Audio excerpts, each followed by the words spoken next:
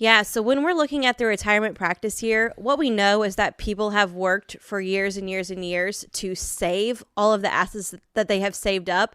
And now they're getting to the point where they're like, okay, I'm ready to retire. Now what?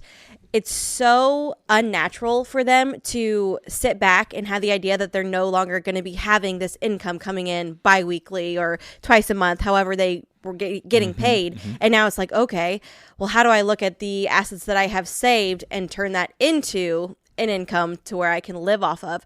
So what they have to really take a step back and look at is, well, what does it really take me to live? Like, what does it take me each month to pay for my bills, to go out to eat, to go do the entertaining things that I want to do?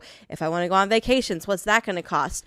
And that's really a turning point for people, because a lot of times they don't know what it costs to live each month. They've just kind of gone through the motions of paying their bills and doing what they want to do because they have that income coming in. They know that they have those working hours in to where they're getting paid for it. Right. So now they have to do kind of a mindset shift and be like, okay, I need to do a practice here where I really keep track of what I'm spending. I keep track of what my bills are costing me. I keep track of how much it's costing us to go out to eat, to go to the movies, to take the grandkids out. Like they have to really keep track of what they're spending each month so that they know once they do get to retirement and they have to flip that switch of now taking money out of their investments, how much it's going to cost them to live month to month, so we can really get a plan put together of the best way to do that.